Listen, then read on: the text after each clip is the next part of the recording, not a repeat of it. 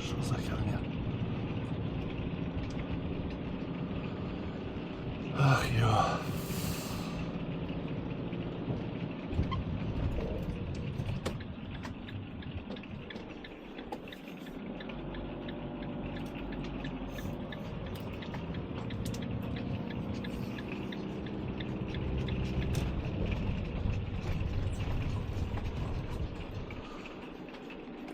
У нас не бывает все как у людей. У нас вечно какие-нибудь недоразумения происходят в жизни.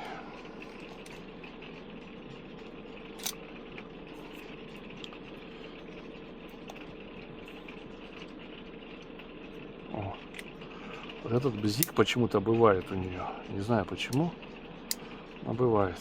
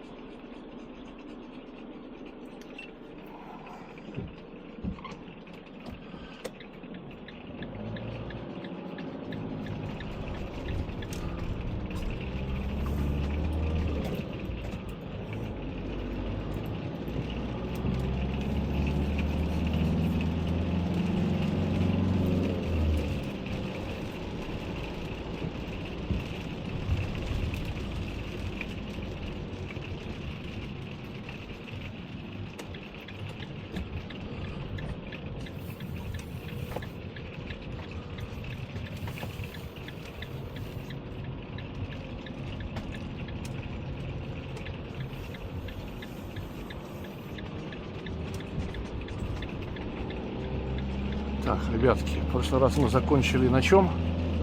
Вернее, не закончил, а этот батарейка села. Что билеты, говорю, билеты нельзя выбрасывать, пока полностью не вышли с локации или со своего культурно-массового мероприятия. У нас в этом Прикельсовлене, как он там называется, Покерхмахене, ну как он называется, Зай? Партмах-клан, короче. Партнах-клан, вот. Там оказывается, вы когда, чтобы зайти вот именно в это ущелье, вы заходите в него через турникет.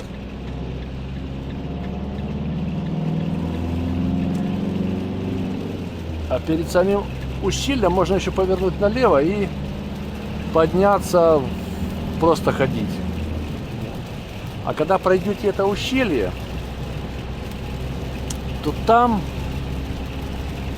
есть турникет, через который вы можете свободно выйти. А вот зайти только по своему билету. Ну или же покупать. И вот мы там прошли еще немножко дальше, хватит панику, к небольшому зашли. Возвращаемся назад, я не могу найти этот билет.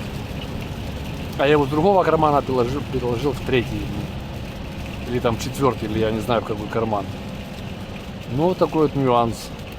А так как у меня был печальный опыт, что я не сообразил, как посмотреть этот код, тикет-то не вылез, то уже мы как-то начали эти билеты хранить. Ну, или как-то интуитивно, не знаю. Но я не знал целенаправленно, что надо его хранить, но Оксанка подсказывала, а я не помню, если я зарегистрировал этот момент или нет. Я такой балбес. Приятной наружности, что мне это 300 лет. Есть билет, нет билет. Главное, чтобы была кредитная карта. Там можно все потом заплатить.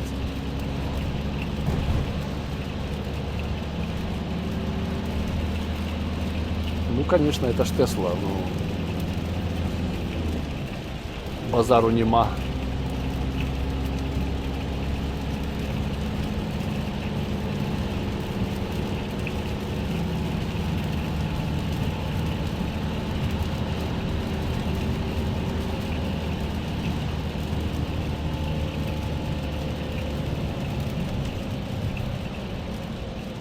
Зато понту было, когда обгонял, да? Ты тут... Сипами, как прямому. Мгм.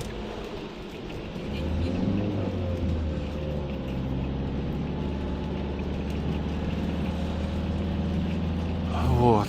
По поводу самого кемпера машины. Длина его 7,5 метров, высота 3,20 или 3,30. Ну там кондиционер стоит. Это 3,30, по-моему. Вот. 2,5 литра, 3,5 тонны. Но мотор супер. Или двигатель, или как правильно назвать. На шестой передаче тянет на, я не знаю, крутящий момент на какой максимальный, на каких оборотах.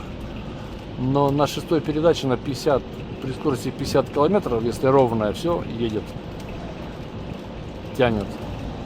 Вот. К габаритам привыкаешь быстро. Назад камера работает. Датчики парковки есть. Но они, может, надо как-то настроить.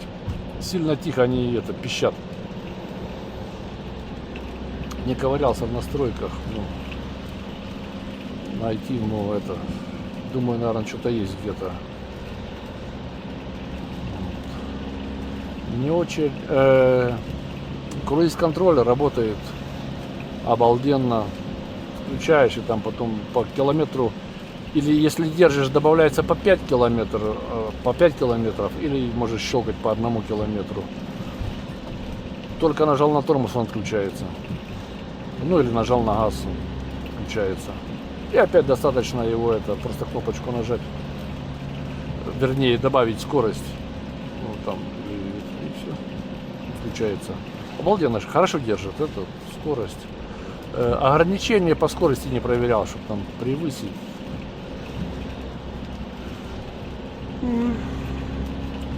Так как здесь кресло поворотное, рычаг справа здесь находится, то ручник находится слева. И вот без привычки такой своеобразный прикол. Все время рука тянется сюда, а тут, через день или два уже все работает как надо. А если поставить подлокотник тогда здесь с этой стороны, то к нему неудобно тогда дотягиваться, и он, и даже без подлокотника, то ты его как бы сбросил, но не сбрасываешь его полностью.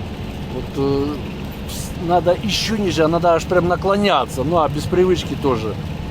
И вот сбросил, его начинаешь трогаться, он начинает пищать, там 2 зубчика еще добрасываешь, и все.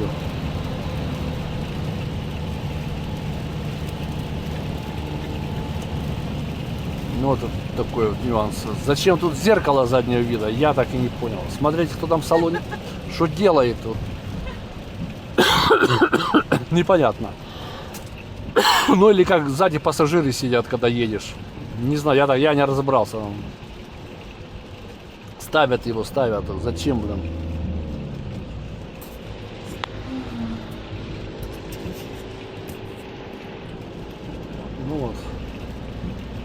Как бы вроде такие и все нюансы. Если еще по кемперу, то бак на 100 литров воды.